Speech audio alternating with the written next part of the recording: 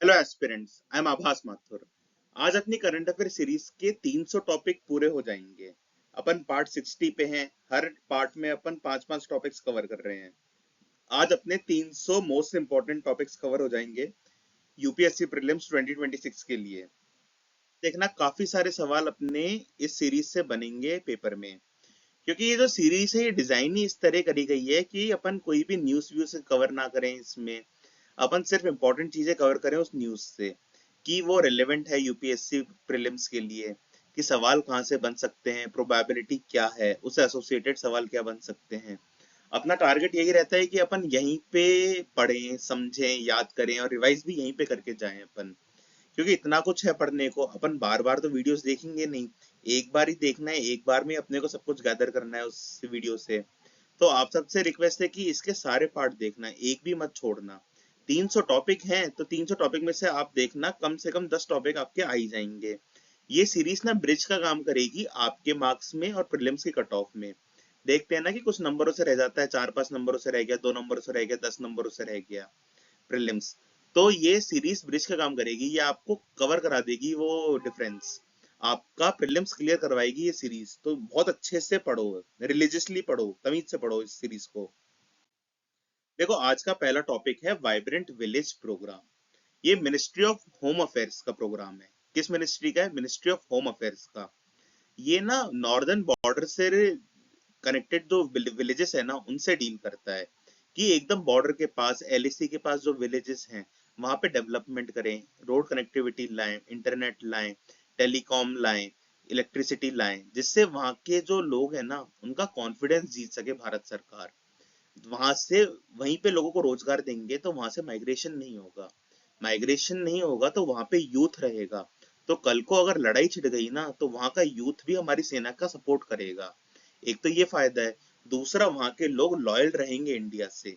Generally देखा जाता है बॉर्डर के आसपास के लोग थोड़े डगमगा जाते हैं, क्योंकि उनका प्रॉपर विकास नहीं हो पा रहा होता। रीजनल डिस्पैरिटी इतनी ज्यादा रहती है कि उनके मन में कुछ कुछ आ जाता है, फिर सामने वाले कुछ लालच दे देते हैं। अगर हम उनका पूरा सम्मान करेंगे, उन्हें प्रॉपर चीजें देंगे, इंफ्रास्ट्रक्चर देंगे, कनेक्टिविटी देंगे, एजुकेशन देंगे, हेल्थ केयर देंगे, एम्प्लॉयमेंट देंगे, तो वो भारत के प्रति लॉयल भी रहेंगे।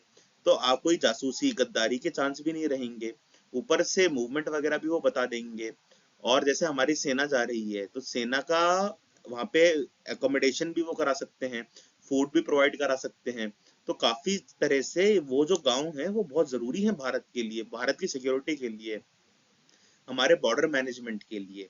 तो मिनिस्ट्री ऑफ होम अफेयर्स ने प्रोग्राम शुरू करा था 2022-23 में। 2025-26 तक इसका फर्स्ट फेज पूरा हो गया है। फर्स्ट फेज में तो इन्होंने सिर्फ नॉर्दर्न बॉर्डर से ली थी जो चाइना से टच होती हैं, जैसे अरुणाचल प्रदेश, हिमाचल प्रदेश, सिक्किम, उत्तराखंड, लद्दाख। यही बॉर्डर्स ली थी इन्होंने जो चाइना से टच होती हैं। पर फेज टू ये 2026-27 से 28-29 तक ले जा रहे हैं। इसमें ये इंडिया के सारे बॉर्डर गांवों को कनेक्ट करेंगे, चाहे वो पाकिस्तान, नेपाल, भूटान, बांग्लादेश, म्यांमार से टच होते हो। ठीक है। फर्स्ट फेज तो इन्होंने शुरू करा था चाइना से एडजॉइनिंग वाले गांवों का। सेकंड फेज ये जो अब शुरू कर रहे हैं इसमें सारे बॉर्डर्स के गांवों को जोड़ा जाएगा। एक बार रीड कर लेते हैं वाइब्रेंट विलेज प्रोग्राम के बारे में। It was launch in 2023 as a centrally sponsored scheme for villages along the northern border adjoining China. देखो, सेंट्रली स्पॉन्सर्ड स्कीम है, सेंट्रल सेक्टर स्कीम नहीं है, ये बात भी कैच है, याद रखनी है। इनको इम्प्लीमेंट करा था मिनिस्ट्री ऑफ होम अफेयर्स ने। किसने इम्प्लीमेंट करा था? मिनिस्ट्री ऑफ होम अफेयर्स ने। फेज वन इनका चला था 2022 से 2023 तक।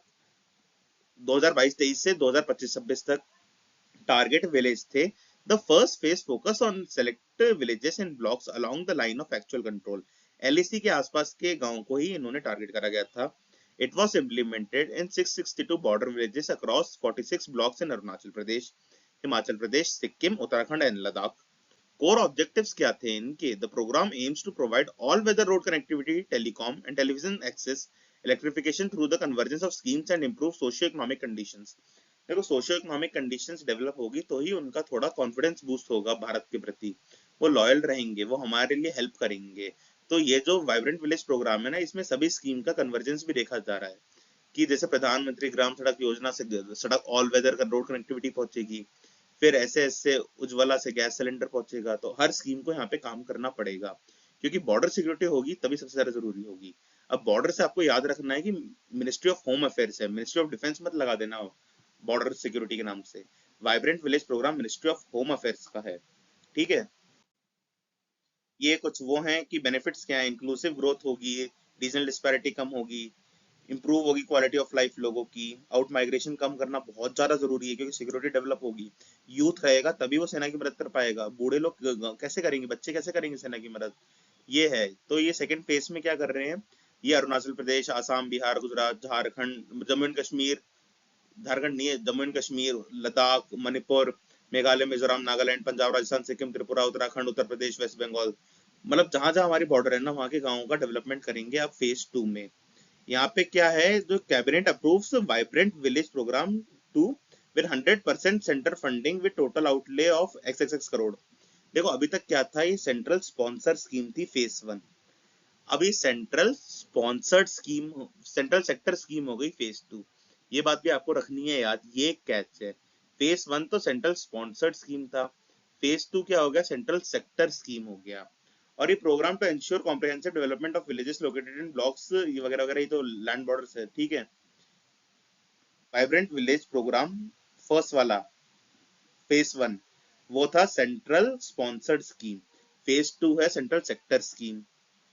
फेज 1 में सिर्फ चाइना से जो बॉर्डर टच होती है वहां के गांवों का डेवलपमेंट कर रहे थे, फेज 2 में हर बॉर्डर के गांव का डेवलपमेंट कर रहे हैं, ठीक है।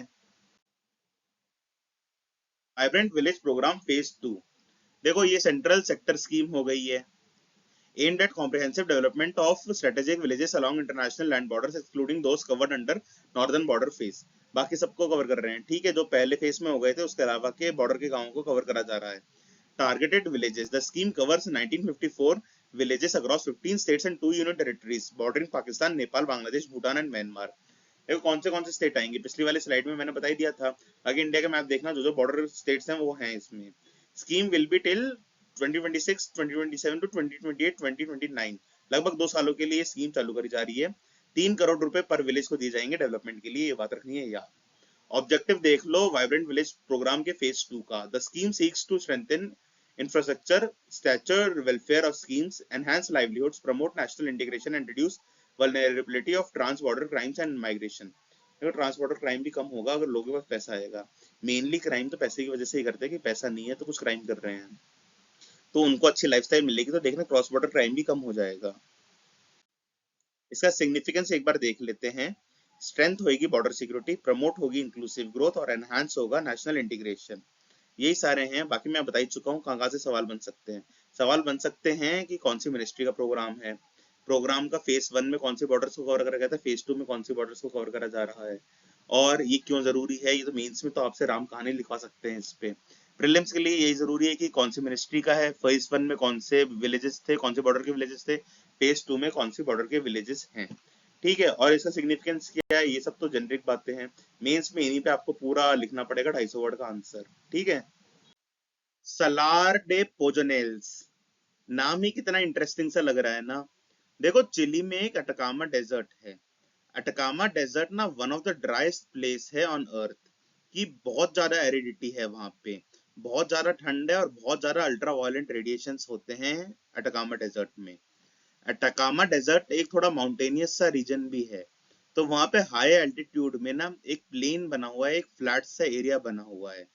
देखो एक तो होता है कि लेक है, एक है कि फ्लैट है, वो हाई एल्टीट्यूड सॉल्ट फ्लैट है अटकामा डेजर्ट चिली में, उसे सलार डे पोजोनेल्स कहा जाता है। ये एक बहुत ही ज्यादा इंटरेस्टिंग जगह है क्योंकि यहाँ का जो एनवायरनमेंट है ना, ये मार्स के एनवायरनमेंट से मिलता जुलता है, तो साइंटिस्ट वगैरह बहुत ज्यादा रिसर्च करते हैं इस एरिया में, एक्सपेरिमेंट्स भी बहुत ज्यादा होते हैं क्योंकि यहाँ तो जिप्सम रिच रॉक्स हैं, यहाँ पे जिप्सम के बहुत ज्यादा डिपॉजिट्स हैं, स्ट्रोमेटोलाइट्स भी हैं यहाँ पे। इसके साथ साथ ये इलाका बहुत ज्यादा एरिड है, एक्सट्रीमली एरिड है, यहाँ का टेम्परेचर भी बहुत कम, फ्रीजिंग टेम्परेचर हो जाता है, और यहाँ पे अल्ट्रा वायलेंट के रेडिएशंस भी बहुत ज्यादा इंटेंस हैं। इसलिए ये इलाका ना ओवरऑल मार्स जैसा ही लगता है, मतलब अर्थ में सबसे ज्यादा मार्स जैसा यही इलाका लगता है सलार डे पोजोनेल्स। तो मार्स से रिलेटेड जो भी स्टडी करनी होती है, एक्सपेरिमेंट्स करने होते हैं, वो यहीं पे करे जाते हैं, इसलिए ये इलाका बहुत ज्यादा न्यूज में रहता है। नासा वाले तो यहाँ लगे ही रहते हैं एक्सपेरिमेंट करने को। एक बार रीड कर लेते हैं। Salar de Pojonales. It is a high altitude salt flat located in the Atacama Desert of Chile. ये सॉल्ट फ्लैट है, मतलब ऐसे प्लेन इलाका है, ये कोई लेक नहीं है, ये बात भी याद रख लेना, कंफ्यूज कर देगा UPSC. And is considered one of the closest earth analogues to Martian environments. The Salar lies about 3.5 km above sea level and experiences extreme aridity, freezing temperatures, and intense ultraviolet radiations. Its geological formations include gypsum deposits and stromatolites, layered rock structures formed by microbial activity over long period. Scientists are studying gypsum-rich rocks in Chile Salar de Pojonales to understand how life might survive and be preserved under Mars-like conditions. देखो Mars में life है या नहीं, microbial activity हो सकती है या नहीं, उस हिसाब से स्टडी हो रही है। फिर यहीं के माइक्रोब्स को पकड़ के मार्स भेजेंगे वहां पे एक्टिविटी चेक करने के लिए, ये सब चीजें करने का प्लान है। आपको एक तो याद रखना है कि अटकामा डेजर्ट कौन से देश में है, चिले में है। अटकामा डेजर्ट चिले में है। सलार डे पोजोनेल्स अटकामा डेजर्ट का ही एक पार्ट है जो मार्स जैसा एनवायरनमेंट रखता है, हाई एल्टीट्यूड सॉल्ट फ्लैट है चिले में। बस आपको ये याद रखना है सलार डे पोजोनेल्स क्या है। अब यहाँ पे जरूरत क्या है स्टडी करने की, कि क्यों इतना पैसा खर्च करा जा रहा है, इतना क्यों एक्सपेरिमेंट्स हो रहे हैं। क्योंकि मार्स का एनालॉग एनवायरनमेंट है ये, जैसा एनवायरनमेंट मार्स में होता है ना, लगभग वैसा ही एनवायरनमेंट यहाँ पर भी है। जिप्सम से रिलेटेड भी यहाँ पे हो रही है कि जिप्सम जिप्सम को हम प्रोटेक्टिव शेल्टर की तरह यूज कर सकते हैं या नहीं। Evidence of living microbes, microbes के बारे में बात हो रही है कि मार्स में यहाँ पे अगर सर्वाइव कर रहे हैं माइक्रोब, तो उन माइक्रोब को ही मार्स पे भेजा जाएगा रिसर्च करने के लिए। पुरानी एंशिएंट लाइफ के बारे में भी स्टडी हो रही है यहाँ पे। फाइंडिंग्स फ्रॉम सलार डे पोजोनेल study will guide future Mars missions to target gypsum deposits as promising sites for detecting preserved biosignatures and evidence of past extraterrestrial life. देखो यहाँ की स्टडी के बेसिस पे ही मार्स में प्रोजेक्ट्स भेजे जाएंगे, मिशंस भेजे जाएंगे, तो वहीं से पता चलेगा, जिप्सम का यूज भी पता चलेगा। तो सलार डे पोजोनेल्स कहाँ है? अटकामा डेजर्ट में, हाई एल्टीट्यूड सॉल्ट फ्लैट है चिले में।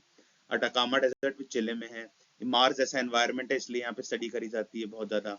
स्ट्रोमेटोलाइट्स और जिप्सम डिपॉजिट्स भी बहुत ज्यादा है यहाँ पे, तो आपको याद रखना है। ठीक है। ब्यूरो ऑफ एनर्जी एफिशिएंसी, जैसे इनका नाम है कि एनर्जी एफिशिएंसी, तो ये काम भी एनर्जी एफिशिएंसी की तरफ ही करते हैं। देखो एनर्जी एफिशिएंसी क्या होता है मैं आपको समझा दूं। पहले अपन एक बल्ब यूज करते थे 100 वॉट का, येलो रंग का। फिर अपन धीरे धीरे यूज करने लग गए एक छोटी CFL 10 वॉट की। 100 वॉट के बल्ब से हम आ गए 10 वॉट की CFL पे। तो हमने क्या हुआ, 100 वॉट का बल्ब भी लगभग उतनी ही रोशनी दे रहा होता था, और 10 वॉट की CFL उससे ज्यादा ही रोशनी दे रही है। तो हम जो रोशनी 100 वॉट का बल्ब जलाकर ले रहे थे, हम वो रोशनी 10 वॉट की CFL जलाकर ही ले रहे हैं। तो इससे क्या हो रहा है, कम एनर्जी में हमारा काम हो रहा है और अच्छा ही काम हो रहा है। तो ये एनर्जी एफिशिएंटली यूज करी हमने, हमने एनर्जी एफिशिएंटली यूज करी। यही है एनर्जी एफिशिएंसी, कि हम कम पावर में कैसे ज्यादा से ज्यादा इस्तेमाल ले सकें, या फिर हम पावर सेव कर सकें अच्छी प्रैक्टिसेस से, रिसर्च एंड डेवलपमेंट करके, अवेयरनेस फैला के लोगों को कि वो बल्ब मत इस्तेमाल करो, ये CFL इस्तेमाल करो। फिर आपने देखा होगा AC फ्रिज इनमें भी लगा होता है 5 स्टार रेटिंग वगैरह होती है। ये रेटिंग भी ब्यूरो ऑफ एनर्जी एफिशिएंसी ही देती है कि 3 स्टार वाला AC पावर ज्यादा यूज कर रहा है, 5 स्टार वाला AC पावर कम यूज कर रहा है। तो कम पावर यूज में ही प्रॉपर काम कर ले वही जरूरी है, क्योंकि अपनी आज भी 50% से ज्यादा पावर नॉन रिन्यूएबल रिसोर्सेज से ही आती है, और पावर कंजम्पशन तो हमें कम करना ही है चीजों का, इसलिए काम बनाया गया था ब्यूरो ऑफ एनर्जी एफिशिएंसी। ये एनर्जी कंजर्वेशन एक्ट 2001 से बनाया था। किससे एक्ट से बनाया था? एनर्जी कंजर्वेशन एक्ट 2001 से बनाया था। ये एक स्टैट्यूटरी बॉडी है क्योंकि ये एक्ट से बनी है। ये मिनिस्ट्री ऑफ पावर में आती है, ये बात आपको याद रखनी है। एक बार रीड कर लेते हैं। Bureau of energy efficiency established on March 1, 2002 as a statutory body under the provisions of the Energy Conservation Act 2001. Objectives: reduce the energy intensity of the Indian economy by developing policies and strategies. कि जो energy intensity है, ज्यादा energy use हो रही है, तो आप ऐसे डेवलप करिए स्ट्रेटेजीज पॉलिसीज की एनर्जी कम यूज रहे, इंडियन इकोनॉमी पे भार नहीं आए बिजली बिल का ज्यादा। Nodal ministry, ministry of power functions, इसके रेगुलेटरी फंक्शंस ये हैं: sets efficiency standards for appliances, identification of the energy intensive establishment and their inspection. Promotion करने हैं उनको, ड्राइव चलाते हैं ये नेशनल अवेयरनेस की, प्रोवाइड करते हैं रिसर्च एंड डेवलपमेंट सपोर्ट, और ट्रेन करते हैं एग्रीगेटेड एनर्जी ऑडिटर्स को। देखो हर जगह तो ये जा ही नहीं सकते, तो इंडस्ट्री वगैरह में, मॉल वगैरह में एनर्जी ऑडिटर्स को ही ट्रेन करते हैं कि तुम जाके थर्ड पार्टी ऑडिट कर सको। ये हिसाब रहता है इनका, किसका, ब्यूरो ऑफ एनर्जी एफिशिएंसी का। इसमें आपको याद रखना है ये कब एस्टेब्लिश हुए थे, ये 2002 में एस्टेब्लिश हुए थे। ये स्टैट्यूटरी बॉडी है, कैसी बॉडी है, ये स्टैट्यूटरी बॉडी है, ये बात याद रखना है। ये एनर्जी कंजर्वेशन एक्ट 2001 से बनी है। कौन से एक्ट से बनी है? Bureau of energy efficiency energy conservation act 2001 से बनी है, ये बात याद रखनी है। मिनिस्ट्री ऑफ पावर में आती है। फिर इसका ऑब्जेक्टिव और फंक्शंस देख लेना, ठीक है। यही सवाल बनते हैं यूपीएससी से कि कौन सी मिनिस्ट्री में आती है, कौन से एक्ट से बनी है, ऑब्जेक्टिव क्या है, फंक्शन क्या है, ठीक है। यही सब सवाल है यूपीएससी के। और फिर यूपीएससी पूछ सकती है फ्लैगशिप प्रोग्राम्स इनके, जैसे स्टार लेबलिंग प्रोग्राम है इनका, पैट स्कीम है। पैट स्कीम है परफॉर्मेंस अचीव ट्रेड, और आरसीओ पोर्टल भी है इनका। एक कार्बन क्रेडिट ट्रेडिंग स्कीम भी है। देखो कार्बन क्रेडिट क्या होता है, देखो यूएन वाले क्या कहते हैं कि हर देश को कुछ कुछ इन्होंने कार्बन क्रेडिट्स दे रखे हैं। कार्बन क्रेडिट का मतलब होता है कि आप इतने यूनिट ऑफ वो कर सकते हो, कार्बन डाइऑक्साइड का एमर्शन मतलब छोड़ सकते हो वातावरण में, इतना आप कार्बन यूज कर सकते हो। तो जिन देशों के पास कार्बन वो इतनी तरक्की नहीं कर पाते, उनके कार्बन क्रेडिट्स बच जाते हैं तो वो ट्रेड करते हैं। तो इंडिया में कार्बन क्रेडिट कौन ट्रेड करता है? Bureau of energy efficiency he trade करता है, ये बात याद रखनी है। यहाँ पे सवाल पूछ लेंगे कि इंडिया में कार्बन क्रेडिट कौन ट्रेड करता है? Bureau of energy efficiency trade करता है। इन फ्लैगशिप प्रोग्राम्स देख लेते हैं। स्टार लेबलिंग प्रोग्राम 2006 में ये लाए थे। uses a visual 1 to 5 star scale based on Indian standards to help consumers easily identify energy efficient appliances, reducing electricity bills while encouraging manufacturers to adopt greener technology। देखो 5 star AC कम बिजली लेता है, 5 star fridge कम बिजली लेता है, 3 star ज्यादा लेता है। तो लोगों को लगता है कि अभी हल्का सा महंगा पड़ रहा है पर इलेक्ट्रिसिटी बिल में तो सस्ता पड़ेगा ना। तो धीरे धीरे मैन्युफैक्चरर्स पे भी प्रेशर पड़ता है कि आप ग्रीनर टेक्नोलॉजी अडॉप्ट करें। तो यही फ्लैगशिप प्रोग्राम इनका, star labelling program. PAT scheme, performance achieve and trade, a market-based mechanism under the National Mission for Enhanced Energy Efficiency to reduce specific energy consumption in energy-intensive designed consumers। ठीक है, ये भी इन्हीं का याद रखना। RCO portal, a web-based monitoring tool for non-fossil obligation compliance mechanism। RCO portal किससे deal करता है? वेब बेस्ड मॉनिटरिंग टूल है non fossil obligation compliance mechanism का। फिर सीसीटीएस भी ब्यूरो ऑफ एनर्जी एफिशिएंसी का ही है। Carbon credit trading scheme, Bureau of Energy Efficiency is the lead agency for developing India's domestic carbon market to incentivize emissions reductions।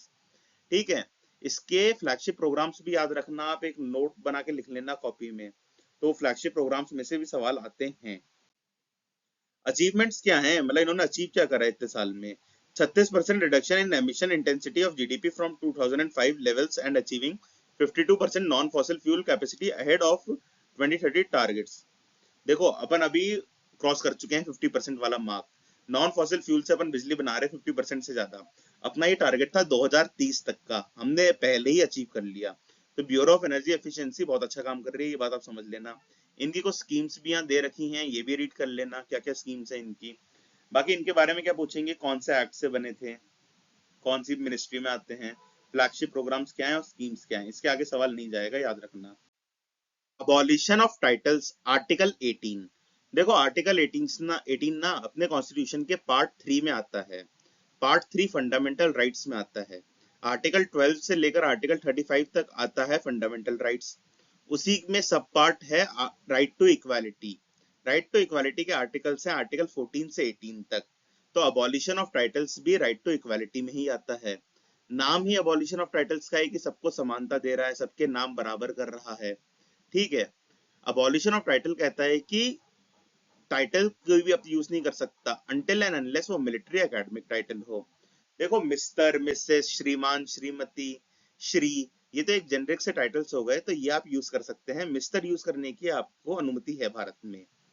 पर आप महाराजाधिराज use नहीं कर सकते अपने नाम के आगे, खान बहादुर यूज नहीं कर सकते, राय बहादुर, राय साहब, महाराज कुमार, श्री श्री 1008, ये सब टाइटल्स आप यूज नहीं कर सकते।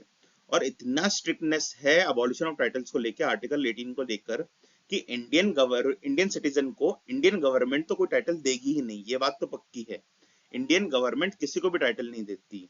साथ ही साथ इंडिया का सिटीजन किसी फॉरेन कंट्री से भी टाइटल नहीं ले सकता। तो इंडिया का सिटीजन तो कहीं से टाइटल ही नहीं ले सकता कोई। और यहाँ तक कि कोई फॉरेनर अगर इंडिया में रह रहा है ना, अगर उसको अपने देश से भी टाइटल लेना हो तो उसे हमारे प्रेसिडेंट की परमिशन लेनी पड़ेगी। कि कोई फॉरेनर भी इंडिया में रह रहा है, उसे चाहे अपने देश से ही टाइटल लेना हो, तब भी उसे हमारे प्रेसिडेंट की कंसेंट लेनी पड़ेगी कि मैं वो टाइटल ले सकता हूँ या नहीं। देखो मिलिट्री टाइटल्स क्या होते हैं, रैंक। जैसे कोई आर्मी में ऑफिसर है, कर्नल है, ब्रिगेडियर है, तो वो नाम के आगे यूज कर सकते हैं अपनी रैंक, वो उनका मिलिट्री टाइटल है। या फिर कोई इंजीनियर है तो वो नाम के आगे ईआर यूज कर सकता है, कोई डॉक्टर है तो वो डीआर यूज कर सकता है कि डॉक्टर हैं वो। तो डॉक्टर, इंजीनियर, ये एकेडमिक टाइटल हो गए। मिलिट्री वाले कर्नल, ब्रिगेडियर, ये टाइटल हो गए। तो इंडिया में ना राइट टू इक्वालिटी एस्टैब्लिश करने के लिए, लोगों में समानता लाने के लिए अबॉलिशन ऑफ टाइटल्स बहुत ज्यादा जरूरी था। वरना क्या होता था, जैसे लोगों के सरनेम दीवान होते हैं ना, तो दीवान तो पहले एक वो होता था, एक रैंक होती थी, तो उस वही रैंक को ही लोग सरनेम की तरह यूज करने लग गए। तो ऐसे सिस्टम गलत होता जा रहा है। इसलिए अबॉलिशन ऑफ टाइटल्स बहुत ज्यादा जरूरी था। एक बार रीड कर लेते हैं। Abolition of titles, Article 18. This article states that no title other than military and academic distinction shall be conferred by the state. Titles. State won't confer any titles. Citizens won't accept from foreign state. Foreigners staying in India would only accept from foreign state after taking president's consent. यह हमारे president की बात हो रही है। Article 18 comes under right to equality. The right to equality ensures that all individuals, irrespective of their background, have equal rights and opportunities to develop their skills and talents and pursue their ambitions. देखो जैसे भारत रत्न का price होता है ना, तो भारत रत्न, पद्मश्री, पद्म विभूषण, ये सब क्या है, ये एक प्राइस है। ठीक है, ये एक अवार्ड्स है। भारत रत्न भी अगर किसी को मिला हो ना, तो वो अपने नाम के आगे भारत रत्न भी नहीं लिख सकता, इतनी स्ट्रिक्टनेस है। ठीक है, क्योंकि भारत रत्न एक अवार्ड है, एक टाइटल नहीं है, ये बात याद रखना है। अब लोग मान सम्मान में इनफॉर्मली यूज कर लेते हैं कि भारत रत्न ये, सुर सम्राट ये, तो वो बात अलग है। पर ऑफिशियली आप भारत रत्न भी एज अ टाइटल यूज नहीं कर सकते, पद्मश्री भी एज अ टाइटल यूज नहीं कर सकते। ठीक है, आप सिर्फ मिलिट्री और एकेडमिक डिस्टिंक्शंस ही यूज कर सकते हैं। परमवीर चक्र एज अ टाइटल आप यूज कर सकते हैं, महावीर चक्र एज अ टाइटल आप यूज कर सकते हैं, पर आप Bharat Ratna as a title use नहीं कर सकते। ठीक है, ये बातें भी आपको रखनी है याद।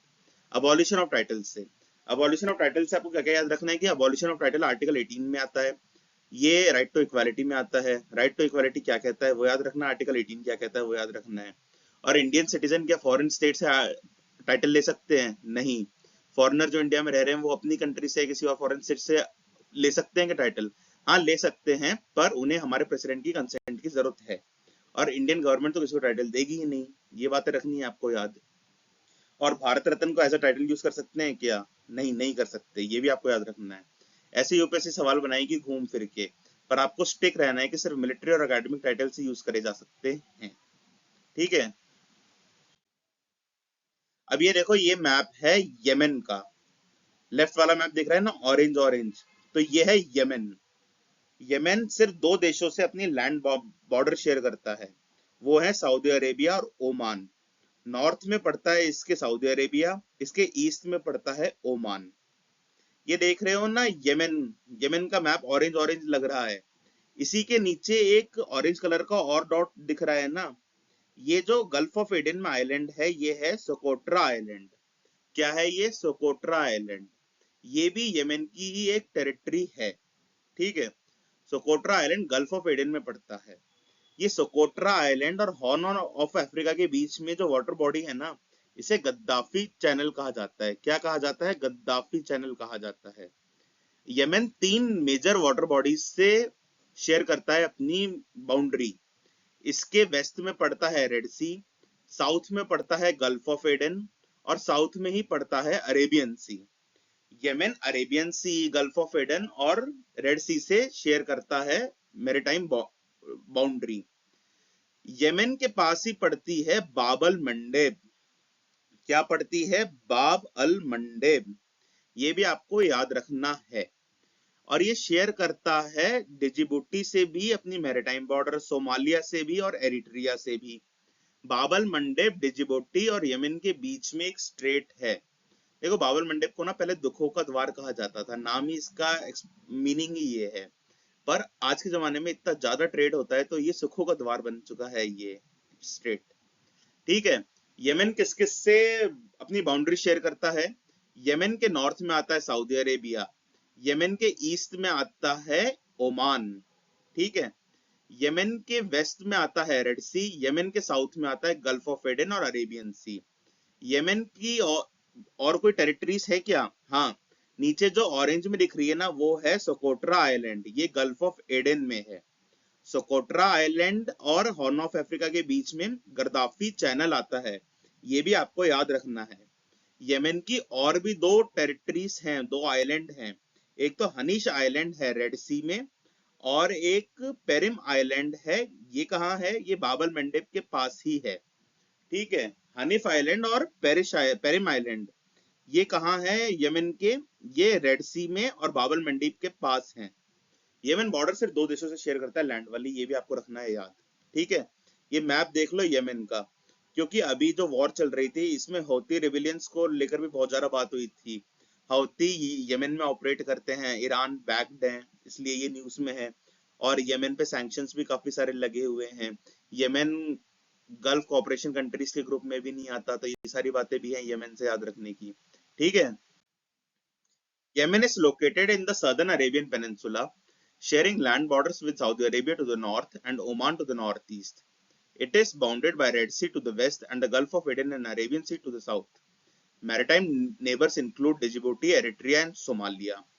ठीक है, टेरिटरीज इंक्लूडिंग हानिश आइलैंड जो रेड सी में है, पेरिम आइलैंड जो स्ट्रेट ऑफ बाबल मंडेब में है, सोकोट्रा आइलैंड जो गल्फ ऑफ एडन में है। सोकोट्रा और हॉर्न ऑफ अफ्रीका के बीच में गर्दाफी चैनल आता है, ये बात याद रखना। फिर यमन में के और डिजिबोटी के बीच में बाबल मंडेब करके स्टेट आती है जो गल्फ ऑफ एडन को रेड सी से ज्वाइन करती है, ये बात भी याद रखनी है। हानिश आइलैंड रेड सी में ही है।